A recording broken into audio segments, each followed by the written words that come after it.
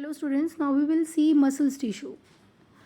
Okay, muscles tissue, these are the elongated tissues.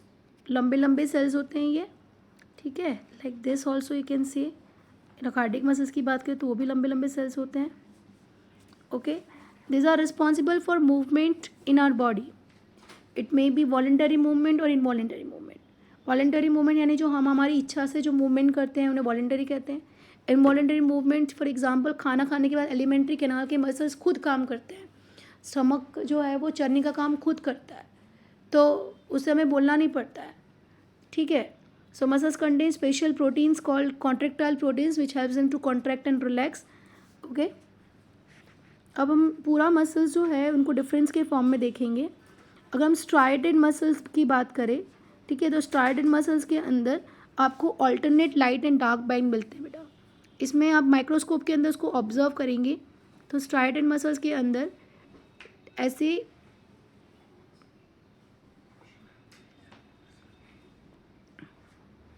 तो भी इतना पोर्शन देखो लाइट है, इतना पोर्शन डार्क है, लाइट है डार्क है, ऐसे लाइट एंड डार्क बैंड मिलते हैं, ठीक है. और ये ऐसे बैंड जो है वो सीधे सीधे होते हैं, इसको स्ट्राइडेड मसल्स कहते हैं, ठीक है.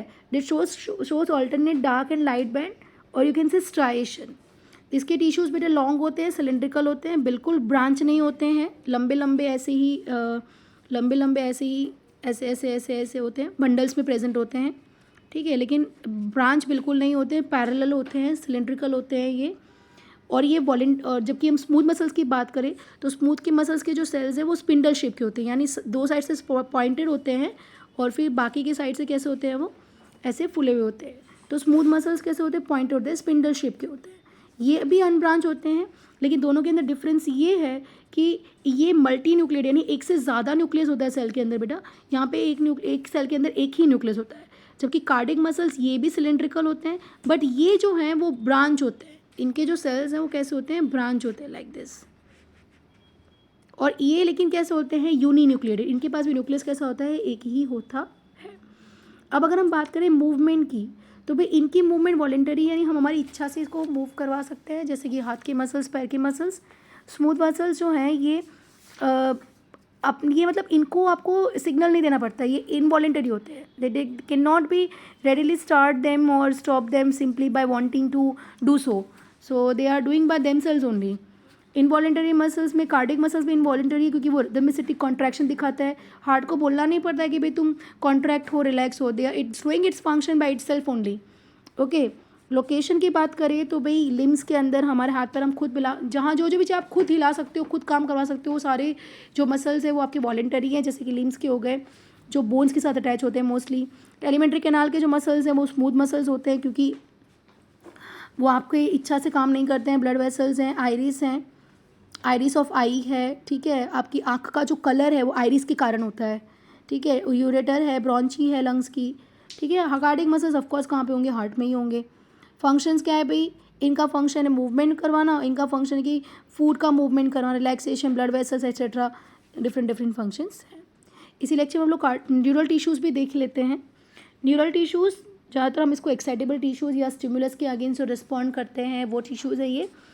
सेल्स ऑफ नर्वस टिश्यू बहुत स्पेशलाइज्ड होते हैं, वो स्टिमुलेट हो सकते हैं, ट्रांसमिट कर सकते हैं स्टिमुलाई को, और स्टिमुलाई के अगेंस्ट रैपिडली क्या कर सकते हैं, आपको रिस्पॉन्ड दे सकते हैं.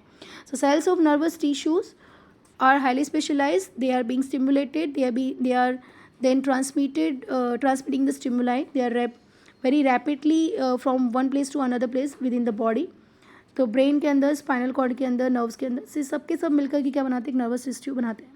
नर्वस टिश्यू का जो यूनिट है वो है न्यूरॉन्स, ठीक है. And neurons are the cells of nervous tissue, can call them as a neuron. Neuron का अगर हम स्ट्रक्चर देखें तो उसके स्ट्रक्चर के अंदर सबसे पहले होता है सेल बॉडी.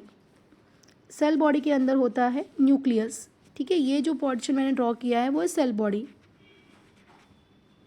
ठीक है. उसके बाद यहाँ पे ये जो स्ट्रक्चर है ये, ठीक है, ये जो ब्रांच प्रोसेसेस जो मैं ड्रॉ कर रही हूँ ये है डेंड्राइट्स या डेंड्रॉन्स, ठीक है. डेंड्रॉन्स बोल लो या आप उसको डेंड्राइट्स भी कह सकते हैं. ये ब्रांच होती हैं, शॉर्ट प्रोसेसेस होती हैं, छोटी होती हैं. ये जो इन्फॉर्मेशंस है उनको रिसीव करके साइटोन यानी कि सेल बॉडी की ओर लेकर आती है. और ये जो लॉन्गर पार्ट है इसको बोलेंगे हम एक्सॉन, ठीक है.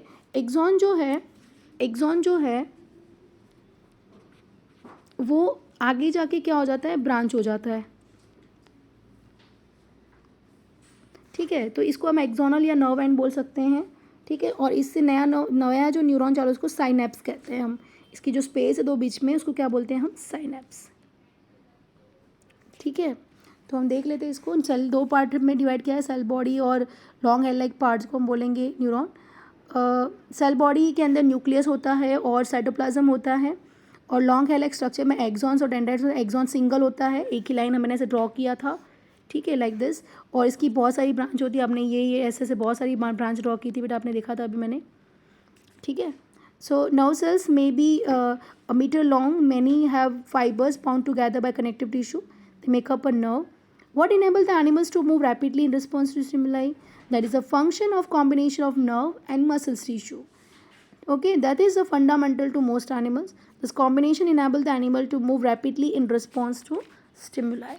ठीक है, यानी नर्वस टिश्यू के कारण ही हम क्या करते हैं, स्टिमुलाई के मतलब टूवर्ड्स क्या या अगेंस्ट क्या करते हैं, रिस्पॉन्ड देते हैं, ठीक है। That is a function of nervous tissue only. Okay, fine. I hope you understand the chapter. If you find any doubts or difficulty, you can comment. Bye bye. Take care.